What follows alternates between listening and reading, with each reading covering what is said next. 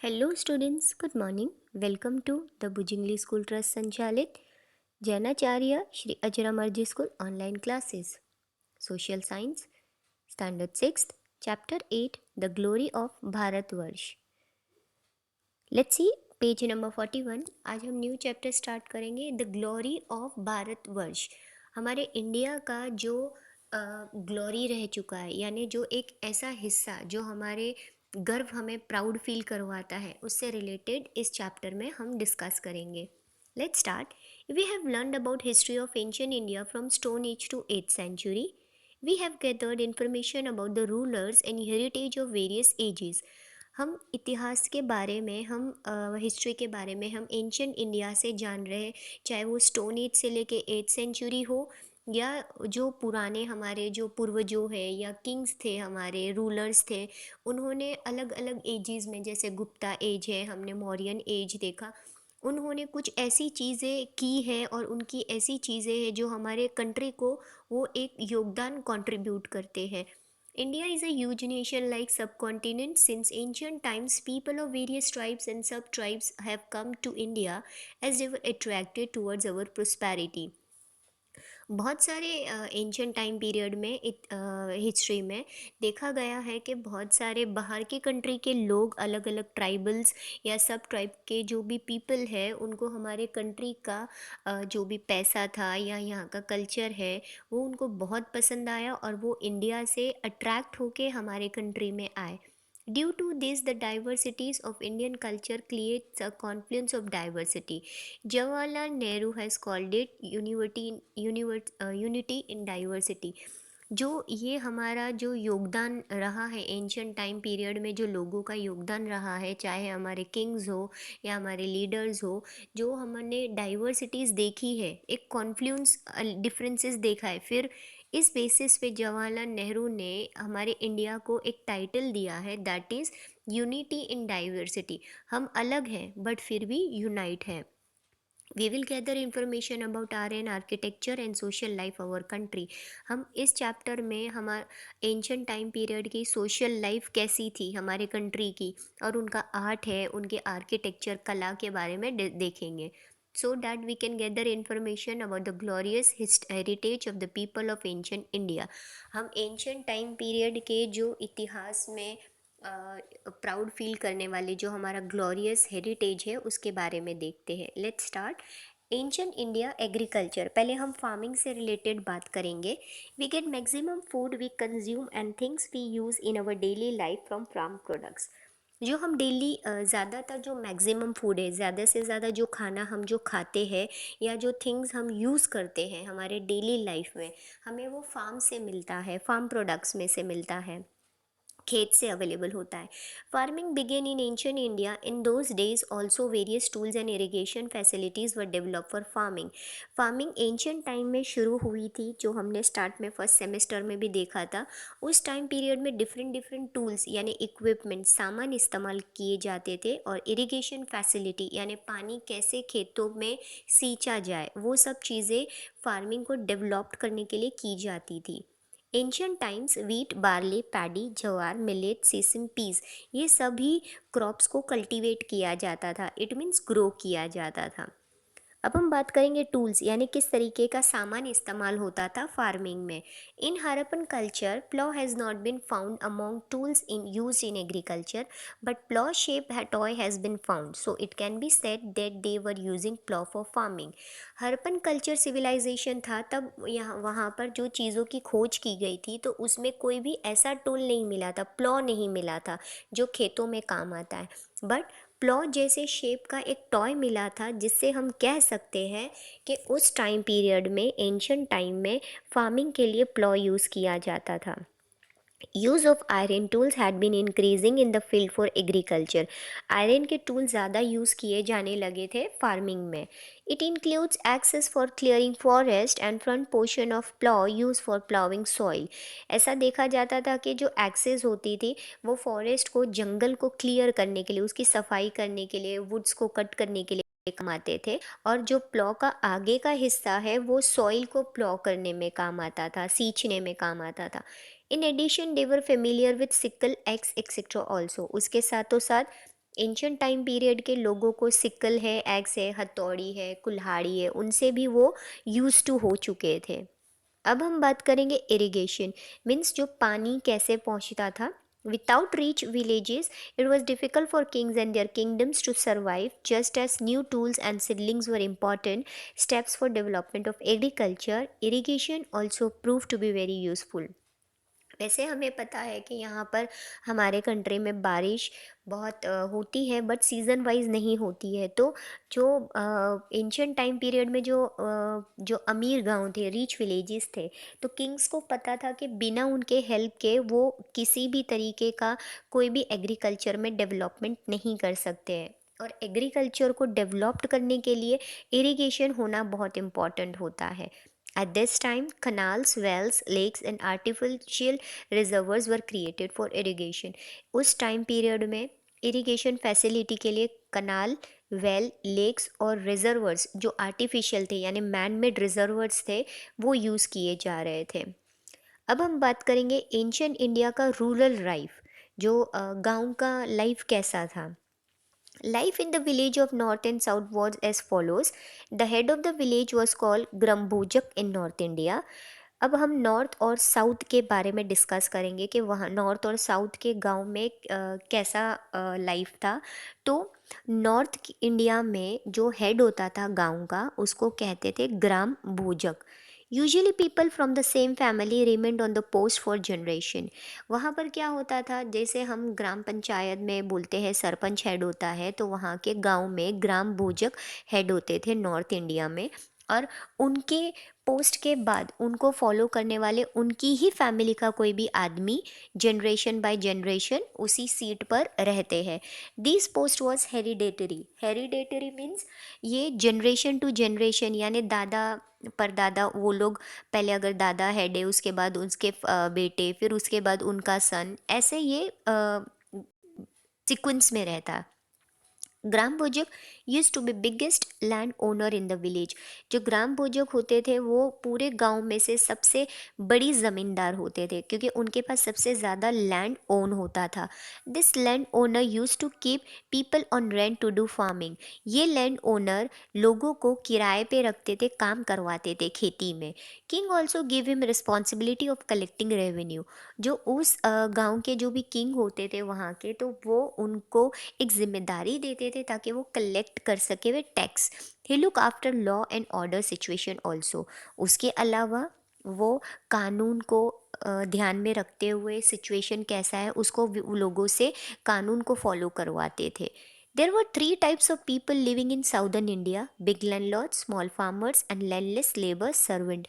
गांव में साउथ की अगर हम बात करें तो वहाँ पर तीन तरीके के लोग रहते थे: बड़े ज़मींदार, लैंडलॉर्ड्स मीन ज़मींदार; स्मॉल फार्मर यानी छोटे फार्मर्स जिनके पास खुद का छोटा सा खेत हो; और लैंडलेस लेबर मतलब जो सर्वेंट होते थे, जो नौकरियां करते थे। अब हम बात करेंगे life in towns. Most of the cities were Capitals of mahajanapadas about 2500 ago. These cities were protected by fortification. Spherical wells have been found from many cities which were known as wells. These wells were used for toilets, drains and dustbin. वैसे हमने महाजनपद के बारे में देखा है, बहुत सारी cities के बारे में डिस्कस किया गया है। 2500 ईयर्स की बात है।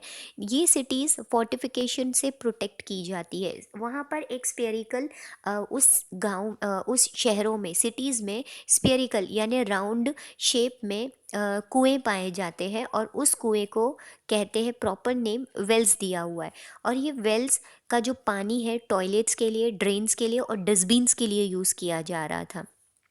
People in rural area and urban area use wheat, barley, rice, milk, curd, ghee, fruit, etc. and meat and fish for eating purpose. जो अगर हम चाहे रूरल एरिया हो या अर्बन एरिया हो, वहाँ के लोग खाने में wheat, barley, rice, milk, curd, ghee और फ्रूट्स ये सब कंज्यूम करते थे खाने में। और स्पेशली खाने के लिए मीट और फिश कुछ लोग ये ज़्यादा प्रेफर करते थे। Let's see on page number 42. Usually men and women wear two clothes. वहाँ पर एंशियंट टाइम पीरियड की बात करें तो ज़्यादातर जो मेंस और वुमेन होते थे वो दो टाइप के, दो बॉडी पे सिर्फ दो क्लोथ्स पहनते थे। The cloth they wore on the lower part of the body was called nivi and the cloth worn on the upper part of the body was called vas. यानी एंशियंट टाइम पीरियड की हम बात करें तो जो लोअर पार्ट यानी नीचे के हिस्से में जो भी क्लोथ पहना जाता था उसको नीवी कहा जाता था, और जो अपर पार्ट पे जो क्लोथ कवर करते थे उसको वास कहा जाता है। Sometime they wrapped a cloth like dupatta and the upper part which was called आदिवास। कभी कभी जो मेंस होते थे वो सिर्फ दुपट्टा एज अ क्लोथ टाई करते थे और ऊपर के हिस्से को नाम दिया गया था आदिवास।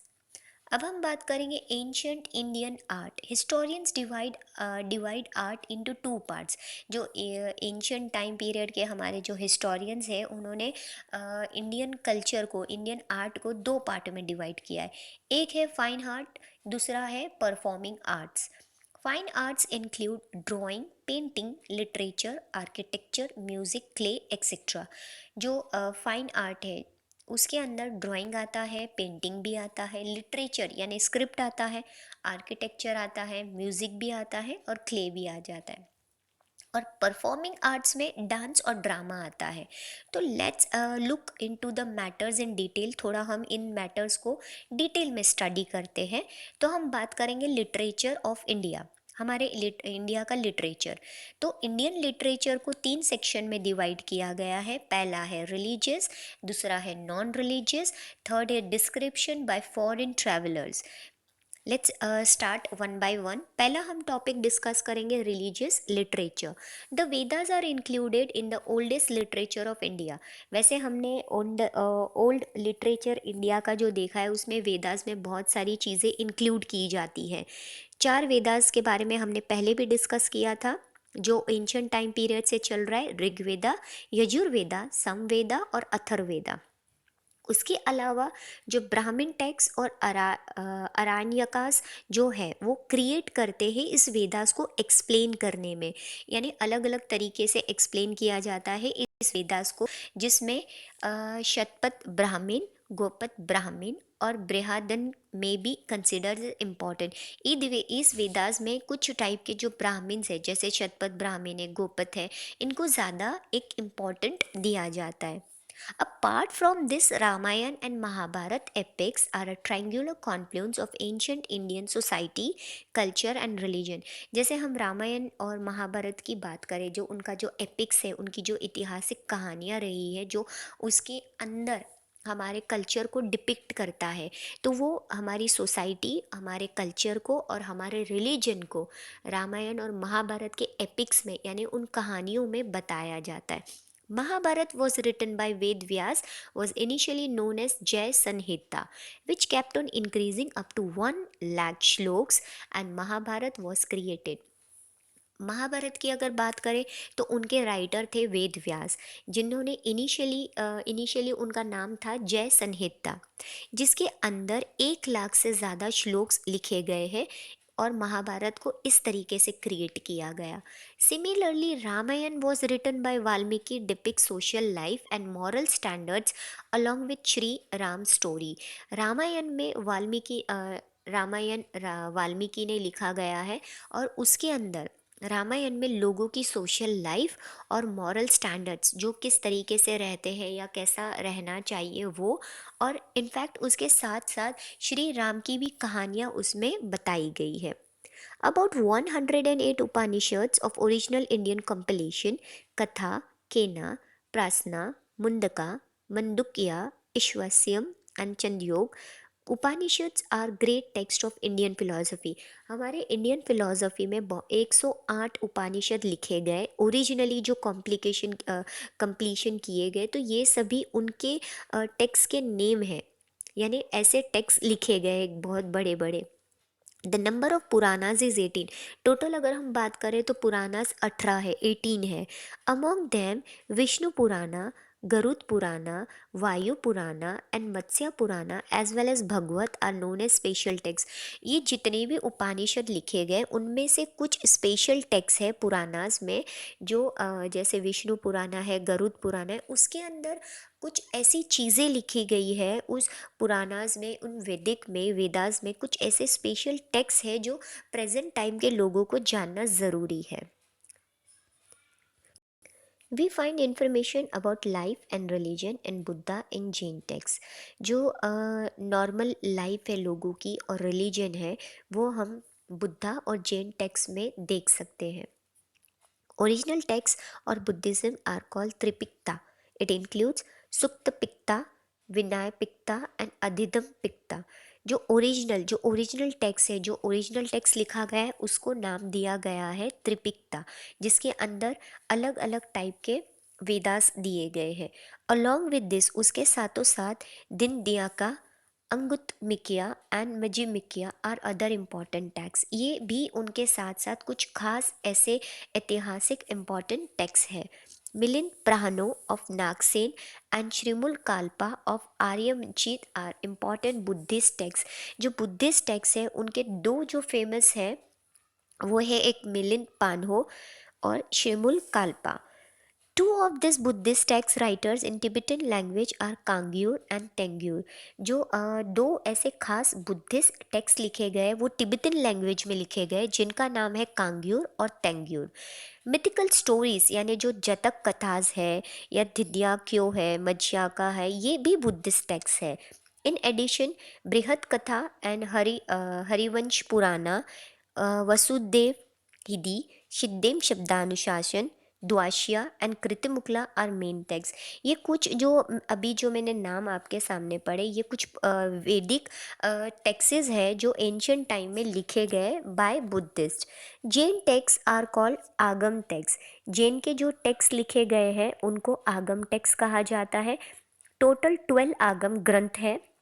The ancient Jain literature is divided into 14 parts and 12 texts. The main texts include Agams, Acharnam, अनवितालिक, दिश्वलिंग सूत्र। तो ये कुछ ऐसे टेक्सेस है जो जैन टेक्सेस है जिनको 12 पार्ट में डिवाइड किया गया है and the names are been included in it.